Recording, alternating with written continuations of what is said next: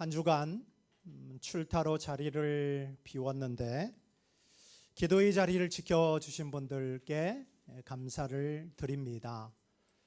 이 말은 기도의 자리를 지켜주시지 아니하신 분들에게는 좀 부담이 되어졌으면 하는 마음도 있습니다. 그런 마음들이 우리 가운데 있게 되어질 때 예배는 이상하게 우리 가운데 찔림이 있었지만 우리가 살아난다라는 놀라운 은혜가 있는 것입니다. 최근 몇 주 우리가 대체가 있었고 그리고 연휴가 있다 보니까 빈자리들이 많았는데 오늘은 이전의 상황으로 다시 회복이 되어진 것 같아서 더 많은 감사를 드립니다. 오늘은 노래라는 부분으로 시작을 해보려고 합니다. 저는 참 노래에 대한 자신감도 없고 못하는 사람인데 우리는 노래하면은 듣는 것을 생각을 합니다. 그런데 노래는 보는 것입니다. 공연이나 콘서트를 통하여서 본다라는 의미가 아니라 노래 잘하는 사람들을 보면은 힘을 다 빼고 말하듯이 이렇게 노래를 부르는 부분들을 보게 될 때 들었던 노래가 보여질 때 감탄이 되어지고 그 가사 하나가 우리에게 다가오는 것이죠. 아마 이런 부분들을 경험해 보시는 분들은 공감이 되어질 것이라 생각이 드는데 오늘 본문은 종의 노래 두 번째 내용입니다. 오늘 우리가 보고 있는 본문의 내용은 왕의 노래가 아닙니다. 우리가 듣기 좋게 왕의 노래 이러면 얼마나 좋겠습니까? 그런데 왕이 아닌 종이 등장합니다. 그리고 종의 노래라는 이 부분을 우리가 40장부터 시작했는데 두 번째 종의 노래로 불려지는 내용이 이사야 49장입니다. 우리가 몇 구절밖에 되지 않는 이 본문을 같이 교독했는데 무슨 내용인지 잘 모를 수 있습니다. 이 시간 다시 한번 우리가 이 내용을 리마인드 해보았으면 좋겠습니다. 이 그림이 우리 가운데 있어야 말씀에 좀 집중이 되어지고 아마 우리가 다른 생각들 가운데 빠지지 않게 되어집니다. 자, 본문의 내용은 여호와의 종이 어미의 태에서부터 부름을 받게 됩니다. 그리고 하나님은 그 종의 입에 칼을 두시고 화살처럼 갈고 닦아서 화살통에 숨기십니다. 그러면서 이렇게 말하죠. 너는 나의 종이기에 하나님의 영광을 네 속에 곧 이스라엘의 안에 나타내겠다 이렇게 말씀합니다. 그러나 여호와의 종은 현실이라는 이 상황에 맞닥뜨려져서 좌절을 합니다. 왜냐하면 이 여호와의 종은 현실이라는 이 상황이 텅 비어버렸고 헛수고이기 때문에 절망할 수밖에 없었습니다. 그런데 놀랍게 절망하지 않고 이 종은 일어나서 나의 모든 평가, 판단을 하나님께서 해주실 것이고 나에 대한 보상을 하나님이 해주실 거다 하면서 다시 일어나고 있는 부분이 이 네 구절밖에 되지 않은 본문의 내용입니다. 자, 이 본문을 우리가 하나씩 살펴보기를 원하는데 첫 번째는 종을 부르시는 하나님입니다. 1절을 다시 한번 볼까요? 시작. 섬들아 내게 들으라. 먼 곳 백성들아 귀를 기울이라. 여호와께서 태에서부터 나를 부르셨고 내 어머니의 복중에서부터 내 이름을 기억하셨으며. 아멘. 자, 이사야서는 섬들이 여러 차례 등장하게 되는 것을 알 수 있습니다. 41장 1절에도 또 42장 4절에도 사용이 되어졌던 이 섬이라는 단어가 오늘 49장 1절의 시작 단어로 사용되어졌습니다. 자, 여기서 말하는 섬은 말 그대로 문자적인 섬을 말하는 것이 아니라 땅끝을 상징합니다. 자, 그러면 하나님의 말씀이 먼 곳 땅끝에 있는 백성들 가운데 울려 퍼지는 것이죠. 하나님의 구원 선포가 성민인 이스라엘 백성들뿐만이 아니라 땅끝인 열방 가운데도 들려지고 있습니다. 여기서 섬이 언급된다라는 것은 여호와의 종을 통하여서 새로운 날이 유다와 이스라엘 백성들에게만 임하는 것이 아니라 땅끝에도 임할 것이다, 이렇게 말씀하면서 그 말씀의 메시지가 무엇이냐면, 자, 우리가 보았던 말씀을 보십시다. 그 메시지는 하나님의 부르심입니다. 여호와께서 태에서부터 종을 부르셨고 어머니의 복중에서부터 이름을 기억하셨다 말씀하고 있습니다. 여러분, 이 말씀을 깊이 한번 묵상을 해보십시다. 아마 우리가 이 땅에 태어나기 전에 이미 우리의 이름을 부모님이 지어준 분들도 있겠죠. 그러나 대부분은 우리가 이 땅에 태어나서 이름이 지어져 불려지게 되죠. 물론 요즘은 태명이라는 부분으로 사람들을, 아이들을 부르지 않습니까? 우리 교회도 보면 저 안에 사랑이, 축복이, 해피, 그리고 엊그제 제가 만난 자매를 보니까 이 아이는 짱짱이래요. 짱짱이, 이런 태명들로 불려지는 그런 시대인데, 우리가 이 말씀을 한번 깊이 한번 묵상을 해보았으면 좋겠습니다. 어머니의 뱃속에 있었을 때 우리의 이름을 하나님은 기억하셨다라고 말씀합니다. 근데 왜 이 말씀을 전하는 저는 되게 여러분들에게 미안한 마음이 들까요? 그 이유는 제가 이렇게 학기 초만 되면 이름을 묻고 또 묻습니다. 그리고 다음 주에도 묻습니다.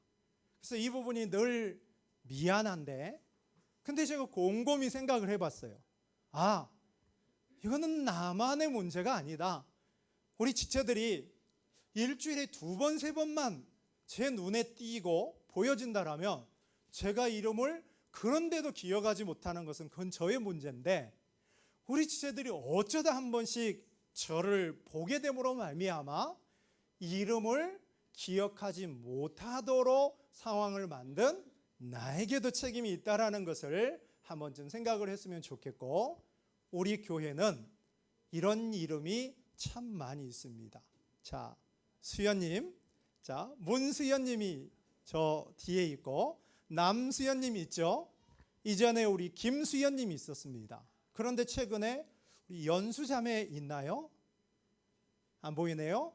이름을 거꾸로 하면, 수연의 이름을 거꾸로 하면은 연수가 되어지고, 이런 이름들이 참 많습니다. 지민인지 민지인지 많이 헷갈리는 부분들이 있는데, 자, 그런데 우리도 한번 이 부분들을 경험해 보았으면 좋겠습니다. 오늘 예배를 마치고 여러분들의 핸드폰에 연락처를 한번 쭉 훑어보십시오. 분명히 내가 알고 있는 사람의 전화번호일 것입니다. 근데 쭉 훑어보면 우리 기억 속에서 가물가물해지고 있는 사람들이 한두 명이 아닐 겁니다. 아마 정리해야 될 그 연락처들이 꽤 있을 것입니다. 이런 존재가 우리들인 것이죠. 관계를 맺었음에도 불구하고 이름을 기억하지 못하고 잊어먹는 이런 부분이 우리의 모습이다라면, 오늘 하나님께서는 여호와의 종을 태에서부터 어머니의 복중에서부터 부르시고 이름까지 기억하신다 말씀합니다. 실제로 성경을 보면 하나님은 복중에 있는 아이의 이름을 지어주시기도 하죠. 이스마엘이 그렇습니다. 그리고 이삭은 어미의 뱃속에 있기도 전에 이름까지 지어줍니다. 이름을 이삭이라 하라. 이런 부분으로 성경에는 창세기를 보면 이런 예들이 종종 등장하게 되는 것을 알 수 있습니다. 자, 그런데 오늘 본문을 보면 우리가 보았던 1절 말씀, 태에서 불렀을 뿐만 아니라 이름을 기억했다 이렇게 말씀하는데, 이사야서는 이런 말씀이 참 많이 반복되어지고 있다는 것입니다. 자, 우리 한번 지금부터 찾아볼까요? 44장 2절을 보면 이렇게 말씀하고 있습니다. 44장 2절을 한번 보십시다. 24절이네요. 자, 2절이 아닌 44장 24절 보십시오. 내 구속자요, 어디에서 너를 지은 나 여호와가 말씀합니까? 모태에서 너를 지은 나 여호와라고 말씀하고 있고, 자, 이번에는 아까 제가 봤던 2절을 한번 보십시다. 44장 2절. 자, 2절도 말씀하고 있습니다. 자, 너를 모태에서부터 지어낸 너를 또 도와줄 여호와라고 말씀하고 있고요. 이번에는 46장으로 한번 가볼까요? 46장 3절 보십시다. 마지막 부분을 보면 태에서 나무로부터 내게 업힌 너희여, 이렇게 말씀하고 있고, 자, 본문 우리가 읽었던 49장 1절에서도 말씀하고 있습니다. 태에서부터 종으로 부르셨다, 어머니의 복중에서부터 이름을 기억했다라고 말씀하고 있다라는 것입니다. 정리해 보면 하나님이 택하신 자들을 어떻게 하고 있습니까? 모태에서부터 알고 있다라는 것을 이렇게 여러 차례 본문은 말씀하고 있습니다. 이 일은 하나님만 하실 수 있는 하나님의 전능함을 우리는 알 수 있습니다. 그리고 이 말씀이 대표적으로 사용되어졌던 사람이 있는데, 그 사람이 바로 누구냐면은 예레미야 선지자입니다. 아주 유명한 말씀이죠. 우리 예레미야 1장 5절을 한번 봅니다. 같이 합니다. 시작. 내가 너를 모태에 짓기 전에 너를 알았고, 내가 배에서 나오기 전에 너를 성별하였고, 너를 여러 나라의 선지자로 세웠노라 하시기로. 아멘. 하나님은 예레미야를 어떻게 했다라고 말씀합니까? 모태에 짓기도 전에 알았습니다. 어머니의 뱃속에서 나오기도 전에 구별하였고 성별하였고 선지자로 세웠다라고 이렇게 말씀하면서 예레미야를 콜링, 부르신 부분들을 우리는 이 말씀을 통해서 알 수 있습니다. 하나님은 이렇게 모태에서부터 부르시고 이름까지 기억하시지만 사람은 그렇게 할 수 없다라는 것입니다. 우리는 어떻습니까? 내일 어떤 일이 일어날지 우리는 알 수 없는 존재들이다라는 것입니다. 그런데 하나님은 나를 어떻게 하셨다고요? 오래전에 구원하기로 정하셨고 그 무엇과도 바꿀 수 없는 존재로 하나님의 자녀라는 이 정체성을 우리에게 허락하신 은혜를 우리는 이 시간 묵상해야 한다라는 것입니다. 그렇습니다. 이스라엘의 회복과 구원, 우리가 하나님의 자녀가 된 것은 오래전에 창세전에 그리스도 안에서 계획됐다는 사실에 이 시간 우리가 감사하며 예배해야 합니다. 사람들은 나에게 잘해주고 내 편이 되어질 때 그제서야 뭐합니까? 마음을 열고 그 사람과 관계를 맺고 기억을 해주지만 하나님은 우리가 태에서부터 어머니의 복중에서부터 시작도 하기 전에 우리를 택하시고 기억하시는 부르시는 하나님이시다라는 것을 우리가 이 시간 묵상했으면 좋겠습니다. 두 번째는 칼과 화살로 준비하셔서 감추시는 하나님입니다.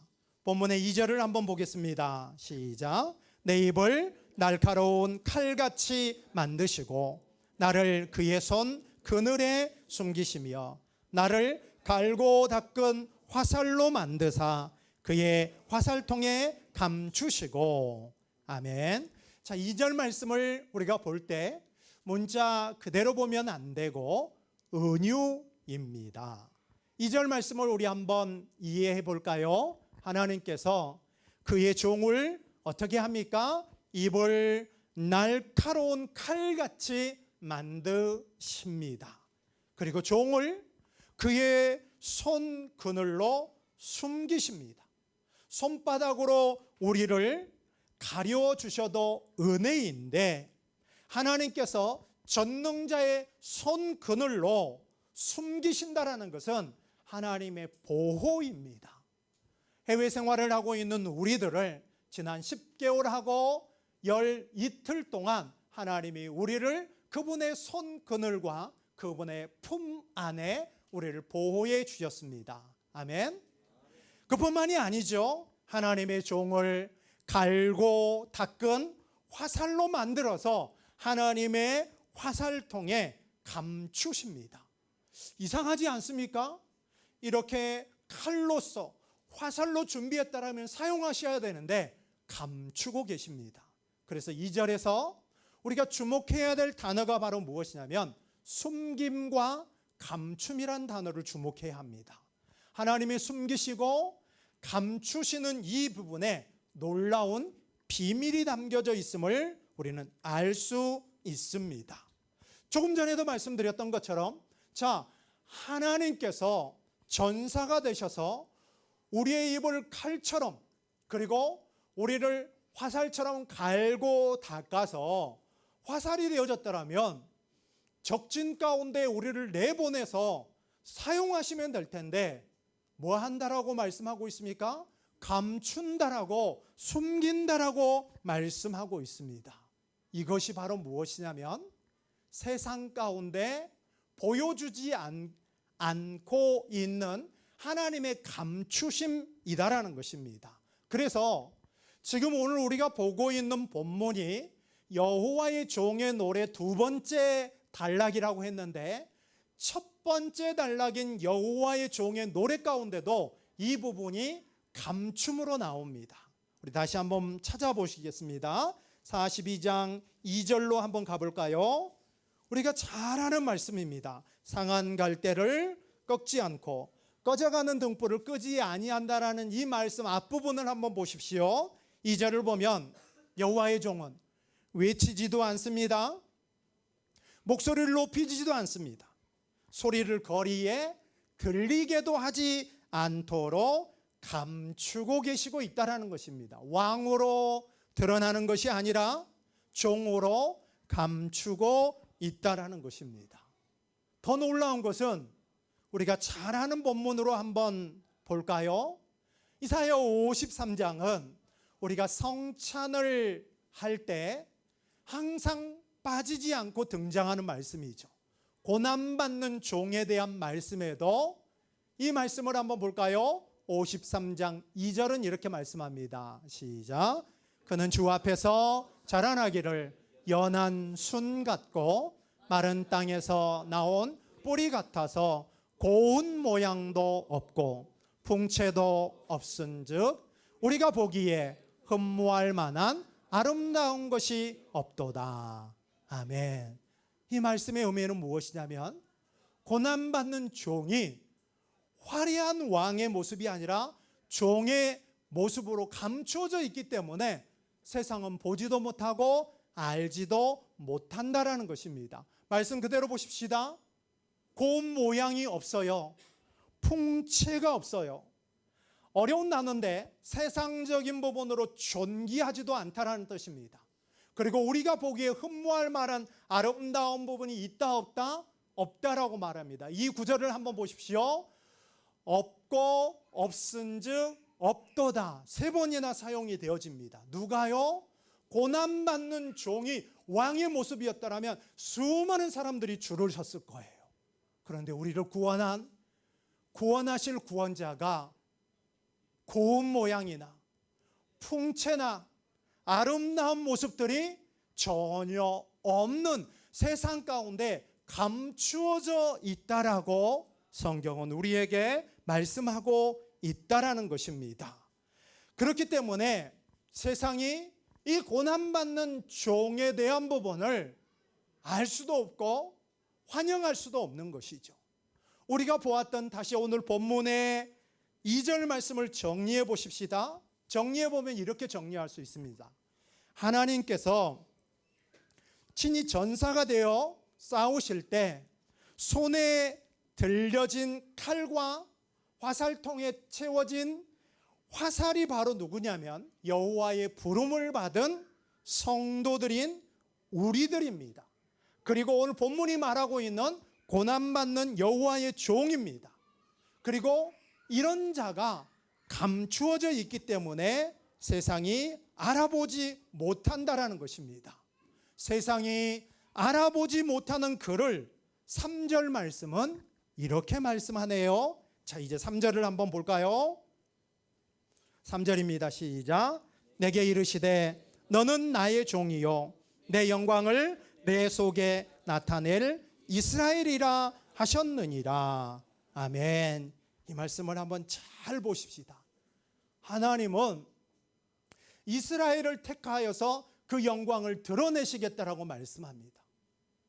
하나님은 이스라엘을 택하지 아니하여도 자연을 통하여서 그 영광이 드러납니다.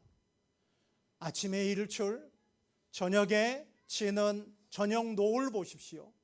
그 경관 앞에 우리는 감탄하며 창조주를 인정할 수밖에 없습니다. 그런데 오늘 본문은 3절은 이렇게 말하고 있습니다. 너는 나의 종이다. 이스라엘이라 너로 말미암아 내가 영광을 받으리라 이렇게 말씀합니다. 이사야 44장 21절도 야곱아 이스라엘아 너는 내 종이라 이렇게 말씀하고 있습니다. 하나님께서 세상에 하나님의 영광을 어떻게 나타낸다고요? 자연을 통하여서 일반 은총을 통하여서 나타내시기도 하지만 야곱, 이스라엘 구원받은 우리를 통하여서 교회를 통하여서 그리고 그 교회의 머리가 되시는 메시아이신 예수 그리스도를 통하여서 하나님의 영광은 세상 가운데 감춰진 부분이 드러난다라는 것입니다. 할렐루야. 이 부분이 우리에게 잘 다가오지 아니할 수 있습니다. 왜냐하면 지금 내가 겪고 있는 현실이 너무나 힘겹기 때문에. 그러나 여러분 그 힘겨움에 그 문제를 가져다준 그 부분을 이기신 분을 알게 되어지면은 오늘 내가 겪고 있는 이 힘겨움을 그 주 되신 분으로 넉넉히 이길 수 있습니다. 그렇기 때문에 저는 의도적으로 여러분들이 지금 듣고 싶은 위로나 여러분들이 기뻐할 수 있는 유머를 말하고 있지 않고 복음의 본질적인 부분들을 이 시간 말씀을 드리는 것입니다. 자, 하나님의 영광이 누구를 통하여서요? 메시아이신 예수 그리스도를 통하여서 나타나는데 우리가 잘 아는 요한복음 1장 14절 말씀입니다. 우리 같이 한번 보실까요? 시작. 말씀이 육신이 되어 우리 가운데 거하심에 우리가 그의 영광을 보니 아버지의 독생자의 영광이요 은혜와 진리가 충만하더라. 아멘. 더 이상 건물로서의 성전이 아니라 우리 주 예수 그리스도가 말씀이 육신이 돼서 이제는 우리 안에 텐트 치기 위하여서 우리와 같이 살기 위하여서 하늘 보좌를 버리고 우리 가운데 오셨습니다. 할렐루야. 그런데 그분이 어떤 분이라고요? 아버지의 독생자의 영광이에요. 그리고 무엇이 충만합니까? 은혜와 진리가 누구 안에 충만하고 있습니까? 예수 안에서 충만합니다. 우리가 지금 읽고 있는 골로새서를 보면 바울은 이렇게 말합니다. 예수 그리스도가 감추어진 비밀의 영광이라고 말입니다. 여러분 감추어졌어요. 이 스마트폰을 열어야 될 비밀번호를 알아야만 여는데 마치 예수 그리스도가 그 감추어진 그 영광의 바로 비밀번호가 무엇이냐면 예수 그리스도이다라는 것입니다. 그래서 하나님의 영광이 누구를 통하여서요? 예수를 통하여서 드러날 때 그 예수를 통하여서 세상에 하나님 그분을 만날 수 있고 볼 수 있다라는 것입니다. 이것이 바로 하나님의 일하심입니다. 구약은 그렇게 하실 것이다라고 약속을 했고, 신약은 무엇입니까? 친히 우리가 볼 수 있도록 성취되어진 사건이 바로 신약이다라는 것입니다. 그런데 안타깝게도 너무나도 많은 사람들은 이 영광을 예수 그리스도 안에서 보려고 하지 않습니다. 피조물 안에서 그 영광을 보려고 한다라는 것입니다. 그래서 우리는 어떻게 살아가는 것이죠?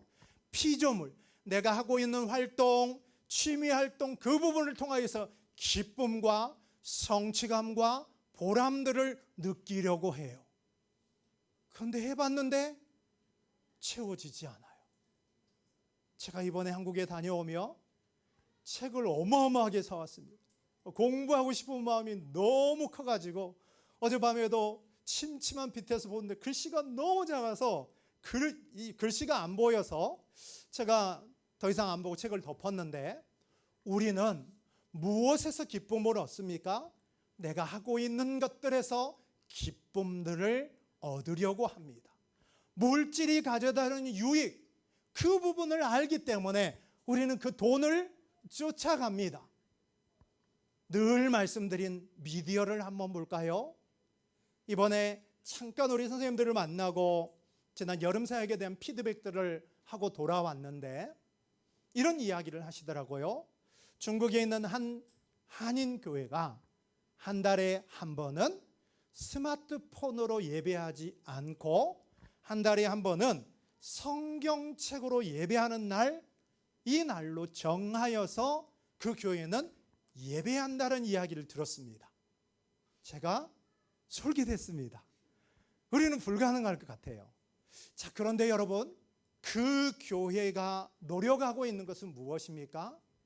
그 미디어 안에서 주어지는 기쁨과 시간들을 다 빼앗기고 있는 부분들을 좀 멀리하고, 오래된 것이고 우리가 해왔던 부분들이지만 좀 무겁고 귀찮고 번거로운 부분이지만 한 달에 한 번만이라도 우리 성경으로 예배하고자 하는 그 부분에서 벗어나려고 하는 노력이라고 저는 생각을 합니다.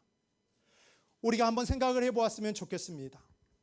많은 사람들이 다른 것들에 열광하고 있는데 그것은 대체물에 불과한 부분이다라는 것, 또 목마를 수밖에 없다라는 것, 그것보다 더 센 것이 와야만 그것을 내려놓을 수밖에 없다라는 것을 우리는 알아야 한다라는 것입니다.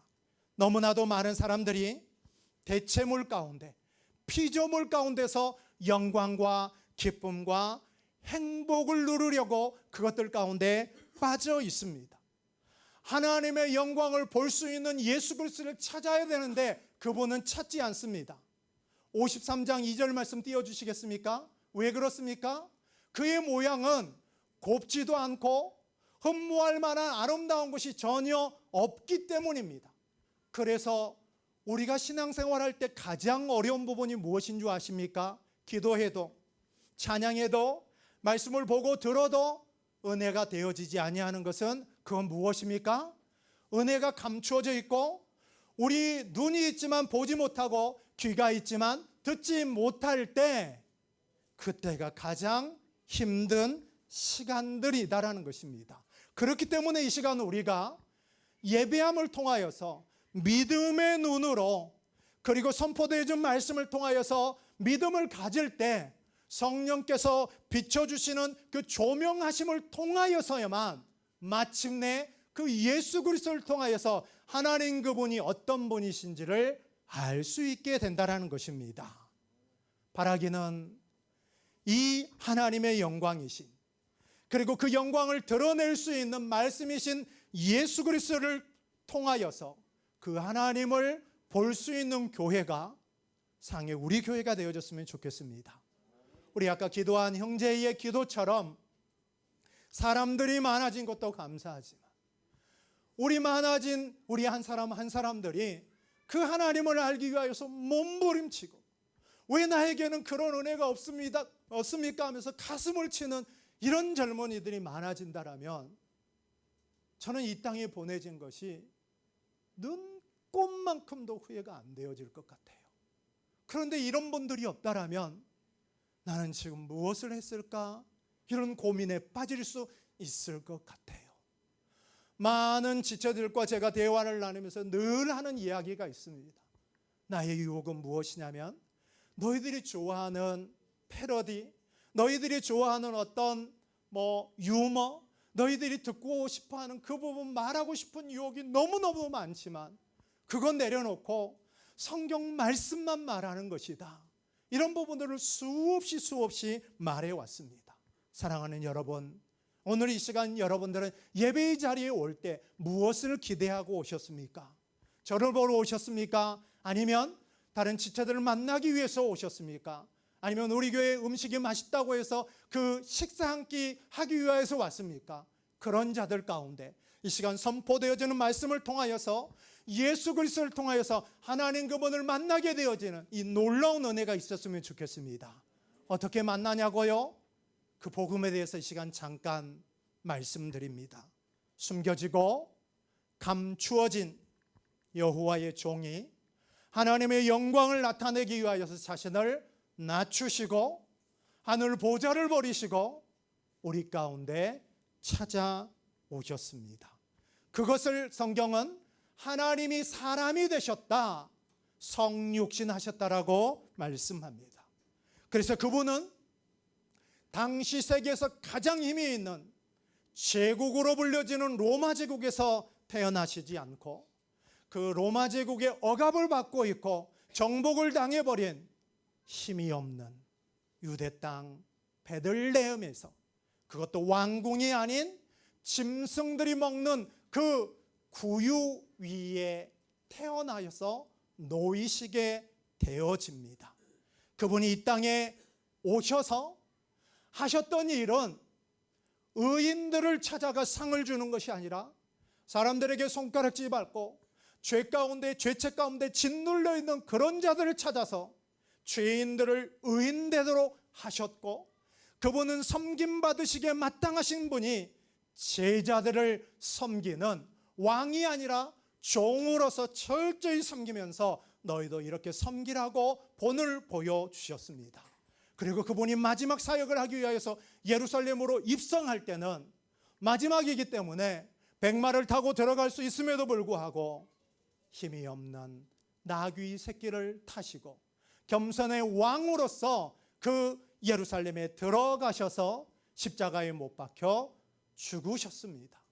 그래서 모든 것들이 끝나는 줄 알았는데 하나님의 영광은 그 십자가에서 절정을 이룹니다. 하나님께서 아들 되시는 예수 그리스도가 죽으심으로 말미암아 악을 선으로 바꾸게 되어지는 이 놀라운 역사가 십자가 가운데 드러나게 됐고, 그러므로 말미암아 그 하나님의 영광스러운 통로가 여호와의 종이신 우리 주 예수 그리스도를 통하여서 십자가를 통하여서 온 천하에 드러나게 됨으로 말미암아 죄와 사망과 사탄을 물리치고 그분이 부활하심으로 우리 가운데 승리, 생명을 가져다 주시게 되어졌다라는 것입니다. 이것이 바로 오늘 우리에게 주어지는 무엇입니까? 복음이다라는 것입니다. 사랑하는 여러분, 피조물 안에서 이 땅에서 그 영광과 기쁨과 희열을 맛보려고 수고하고 있는 그 수고를 멈추고 복음이시고 감춰져 있고 숨겨져 있는 그 비밀을 성령을 통하여서 깨달아함으로 말미암아 예수 그리스도를 여러분 마음속에 주인으로 영접함으로 말미암아 새 생명이 주어지는 그 은혜로 살 수 있는 우리가 되어졌으면 좋겠습니다. 이 시대의 영적인 이스라엘은 누구입니까? 지금 예배하고 있는 우리와 교회입니다. 하나님은 교회와 성도된 우리들을 통하여서 그 영광을 온 땅에 드러나게 하는 사명들을 우리에게 주셨습니다. 그런데 우리가 신앙생활하는 목적이 무엇입니까? 학업 잘 마치고 직장 가운데 좋은 직장 찾고 좋은 사람 만나 결혼하고 내 목적을 위한, 다른 종교와 똑같이 내 필요와 내 소원을 위한 부분으로 신앙생활하는 부분이 목적이라면 우리는 이 시간 바로 알아야 합니다. 우리의 신앙생활의 목적은 바로 무엇입니까? 사명이에요. 그 사명이 무엇이죠? 감추어진, 숨겨져 있는 예수 그리스도를 내 삶을 통하여서, 내 삶의 모습들을 통하여 향기로 삶으로 보여주면서 어둠들이 우리 모습을 보고 저 안에 무슨 빛이 있네 하면서 찾아오도록 하는 그 일이 오늘 저와 여러분에게 사명으로 주어졌다라는 것입니다. 우리는 기억해야 합니다. 사명으로 살지 아니할 때 우리는 다른 데서 그 영광을 찾으려고 그때부터 우리는 방황하기 시작한다라는 것입니다. 오늘 저와 여러분은 목적지를 분명히 정해놓고 그 인생을 살고 있습니까? 아니면 사명 놓치고 방황하면서 살아가고 있습니까? 저는 여러분들의 그 인생때를 살아봤잖아요. 그래서 보이더라고요. 50 중반에 선 제가 여러분들에게 부탁을 드립니다. 사명으로 살게 되어질 때, 사명을 바로 깨닫게 되어질 때, 예수 그리스도를 통하여서 하나님의 영광이 무엇인지를 알게 되어질 때 다른 것들은요 배설물로 내려놓을 수 있다라는 것입니다. 내 삶의 목적이 학업, 교제하고 있는 친구와 좋은 관계, 혹은 우리 지체들이 그렇게도 바라는 기도함으로 살 빠지기를 바라는 이런 부분, 이것이 우리의 목적이었다라면 이제는 우리 삶의 목적은 무엇입니까? 하나님의 영광 드러내는 부분이 우리 삶의 목적이었으면 좋겠습니다. 압니다. 이 메시지가 여러분들에게 얼마나 부담이 되고 무거움이 되고 나에게 다가오지 않는 부분이라는 걸 압니다. 그러나 이 말씀을 통하여서 이 놀라운 진리를 믿음으로 받아들이는 영적 이스라엘을 통하여서 하나님의 영광이 드러나도록 그 한 사람을 위하여서, 그 사모하는 사람을 위하여서 이 시간 말씀을 선포하게 하고, 그들을 통하여서 하나님의 영광은 우리가 거하고 있는 이 메마른 중국 땅 가운데, 우리가 돌아가야 될 조국 땅 가운데 이 부분이 선명하게 드러날 것입니다. 오늘 저와 여러분은 헛발질하고 있는 인생이 아니라, 오늘 저와 여러분은 나를 통하여서 작고 약하고 유명하지 않지만 나를 통하여서 누가요? 그리스도의 향기가, 하나님의 영광이 드러나는 빛의 자녀다라는 거, 이거 잊지 말고 살아갈 수 있는 우리 모두가 되어졌으면 좋겠습니다. 이어지는 말씀을 볼까요? 이 놀라운 말씀을 우리가 살펴보았는데, 그러나 현실은, 4절 말씀을 보면 4절은 이사야 선지자가 느낀 현실입니다. 여호와의 종이 겪게 되어지는 현실입니다. 자, 그 현실의 앞부분만 한번 보겠습니다. 4절 참으로 요 앞부분까지만 한번 보겠습니다. 자, 그러나 나는, 시작. 그러나 나는 말하기를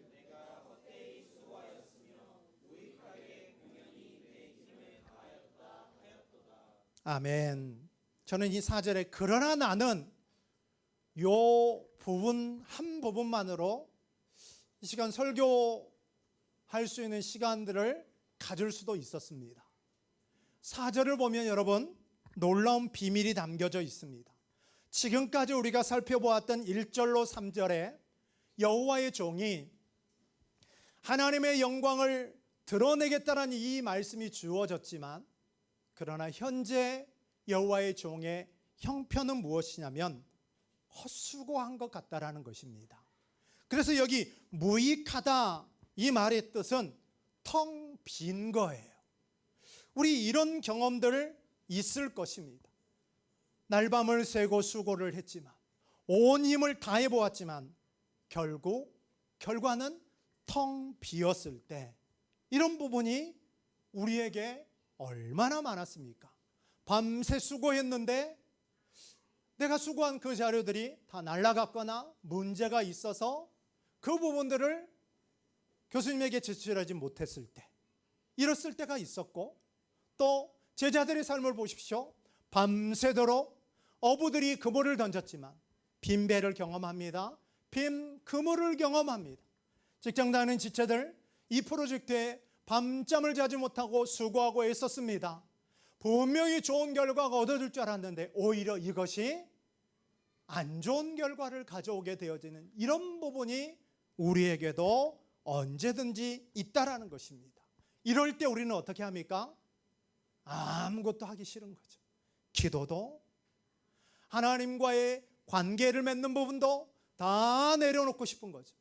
하나님 그분이 살아계십니까? 이런 부분을 우리는 반문하죠. 그런데 오늘 본문의 여호와의 종은 무엇을 하고 있습니까? 종의 기대와 소망은 오직 하나님 그분에게만 있다라는 것을 알 수 있습니다. 자, 4절 하반절을 한번 볼까요? 아까 우리가 보지 않았던 이 여호와의 종이 지금 절망하고 포기해버리는 것이 아니라 누구를 기대하냐면 하나님을 기대합니다. 자, 참으로부터 시작. 참으로 나에 대한 판단이 여호와께 있고 나의 보응이 나의 하나님께 있느니라. 아멘. 우리 한번 표시해 볼까요? 판단이란 단어는 원어는 재판이란 뜻입니다. 자, 그 다음에 우리가 한번 표시해 볼 단어는 보응입니다. 우리가 보응이란 단어를 쓰기보다는 보상이에요. 자, 재판보다는 판단, 평가, 이게 훨씬 더 이해하기 쉽죠. 보응이라는 단어보다는 보상이라는 단어가 훨씬 더 쉬울 것입니다. 여러분, 이 말씀을 한번 잘 보십시다. 오늘 여호와의 종은 사람들의 평가받는 그 부분에 비중을 두지 않습니다. 자기가 수고했던 그 수고가 헛수고이고 텅 비어있는 이 상황 가운데 사람들이 나를 평가할 때 헛수고했다, 비난일 수 있겠지만 이 여호와의 종은 뭐라고 하고 있습니까? 나의 판단은 하나님께서 나를 판단해 주실 거야. 그리고 이 부분에 대한 보상은 하나님 그분이 해 주실 거야 하면서 누구를 기대하냐면 오직 하나님 그분만 기대합니다. 우리와의 차이는 무엇이죠? 우리는 안 되기 때문에 포기해버리고 그때부터 기도 안 하고 그때부터 교회를 안 나오기 시작하는데 오늘 여호와의 종은 뭐합니까? 그렇기 때문에 믿음을 통하여서 누구에게 완전히 달라붙습니까? 하나님께 완전히 붙습니다. 이게 바로 무엇입니까? 믿음이죠. 지난 몇 주 전에 잠깐 우리 교회를 다녀갔던 한 지체가 이런 이야기를 하더라고요. 한국에서 직장 생활을 근 1년 해보니까 사람들이 어느 학교 나왔고 어디 살고 있고 이 부분으로 평가한다라는 거예요. 그래서 이 부분이 참 괴롭고 힘든다라는 거예요. 우리 한국 사회에 참 힘겨운 것은 무엇이냐면 사람들의 판단이에요. 그래서 어린아이로부터 시작하여서 우리 20대 젊은이들뿐만이 아니라 어르신들에 이르기까지 사람들이 그 사람을 평가합니다. 어디에 사는지, 학교는 어디를 나왔는지, 무슨 차를 타는지, 이런 부분으로 사람들이 그 사람을 판단하고 평가하기 때문에 우리도 모르게 신앙생활하지만 사람들의 판단이 어떨까 하면서 우리의 삶이 그때부터 피곤해지고 힘들어지는 것이죠. 그래서 OECD 국가 가운데 안타까운 명예 1위가 바로 무엇이냐면 자살률 1위이잖아요. 우리 한국 사회가 그만큼 어렵고 힘든다라는 것. 우리도 그런 경험들을 당해봤고 또 그런 무시적인 부분들을 겪어봤기 때문에 공감되어질 것입니다.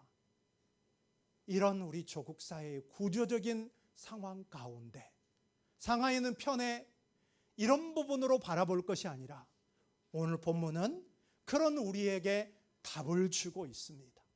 사람들이 나를 판단하는 것이 아니라 오늘 본문을 보십시오. 아까 우리가 보았던 그 말씀 여호와께, 자 다시 한번 말씀을 볼까요? 나에 대한 판단이 누구에게 있다고요? 여호와께 있고, 나의 보상이라고 했습니다. 다른 말로 누구에게 있습니까? 나의 하나님께 있느니라. 그러면 이 말씀을 우리 삶을 한번 적용해 보면서 결론 맺겠습니다. 내가 하고 있는 학업이나 지금 직장 가운데 중요한 일들 애쓰고 다 해봤는데 헛수고 텅 빔이에요. 이런 우리에게 오는 본문은 말씀합니다. 사람들이 너를 이렇게 평가할까야? 이 부분을 우리는 기대하지 말고, 이런 상황이 우리에게 딱 맞닥뜨려졌을 때 어떻게 하라고요? 다시 말씀 보십시오. 그래서 제가 설교 온 거에 빨간 글씨로 아예 출력을 했습니다. 누구에게 있다라고요? 나의 판단은 여호와께 있고, 나의 보상은 누구에게 있다? 나의 하나님께 있느니라. 이사야 53장 2절 보십시오. 없고 없은즉 없도다. 여호와의 종에게는 뛰어난 부분이 하나도 없지만, 그러나 오늘 이 여호와의 종이 오늘 본문 4절에서 내 판단은 사람들에게 있는 것이 아니라 누구에게 있다? 여호와께 있다. 나의 보상은 누구에게 있다?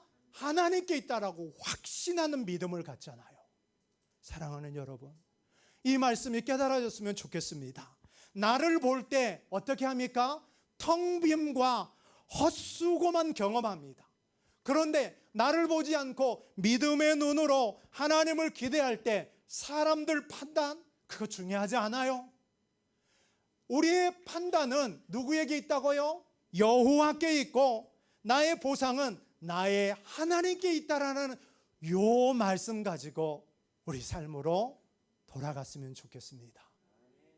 이 말씀 좀 써놓고, 내 판단 니네들이 하는 게 아니야.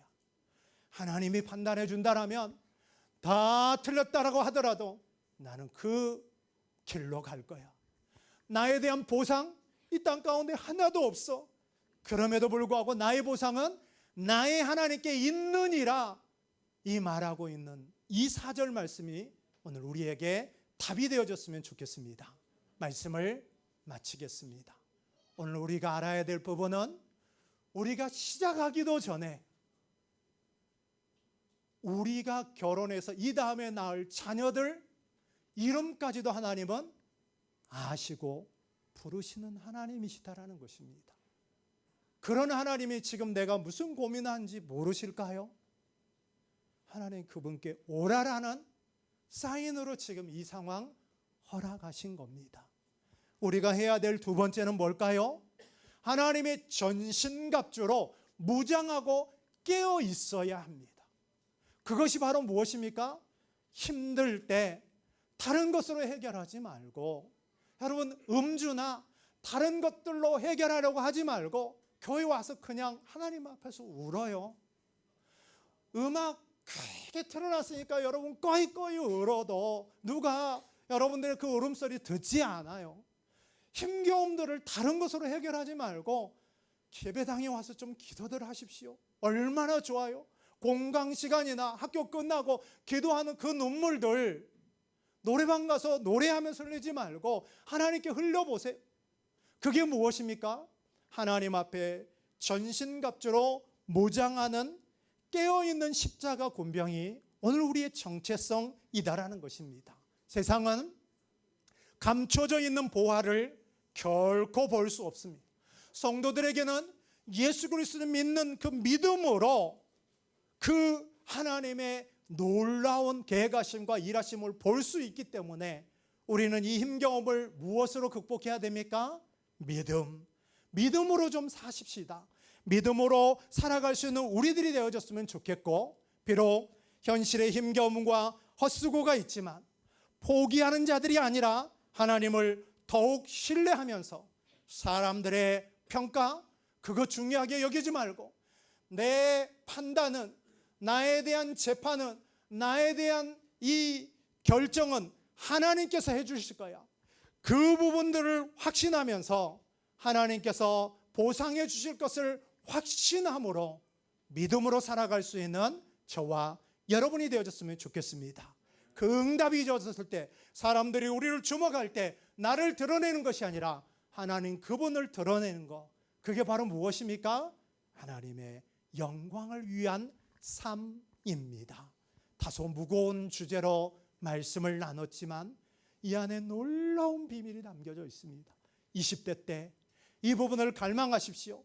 이 부분에 목말라 하십시오. 그럼 여러분 인생을 그분이 책임지실 것입니다. 그리고 결정적일 때 한마디, 하나님의 영광, 하나님께 영광 돌립니다. 고백할 수 있는 우리 모두가 되어줬으면 좋겠습니다. 기도합니다. 우리가 시작하기도 전에 우리를 아셨고 우리의 이름을 기억하신 그 하나님을 찬양합니다. 십자가 군병으로 말씀으로 준비되어지게 하시고 힘겨운 부분들 하나님 앞에 나와 포기하지 않고 절망하지 않고 헛수고 같고 텅 빈 것 같지만 그러할 때 나의 판단은 여호와께서, 나의 보상은 나의 하나님께 있다라는 이 믿음으로 하나님만 기대하며 살아가는 우리들 되게 하여 주옵소서. 내가 무엇이기에 나를 통하여서 하나님 영광 드러내기를 원하십니까? 미약하고 부족한 종입니다. 왕이 아닌 종들을 불러서 그 하나님의 영광을 드러내게 한 이 놀라운 사명을 우리에게 맡기신 주님, 내 삶의 목적, 내 필요를 구하는 다른 종교와 같은 그런 부분으로 살아가는 것이 아니라 하나님 그분과 깊은 교제, 깊은 관계 더 알아가게 하여 주시고 더 그 주님을 높이고 경외하며 경배할 수 있는 영광 돌릴 수 있는 삶이 우리 삶의 목적 되어질 수 있도록 함께하여 주옵소서. 예수님의 이름으로 기도합니다. 아멘.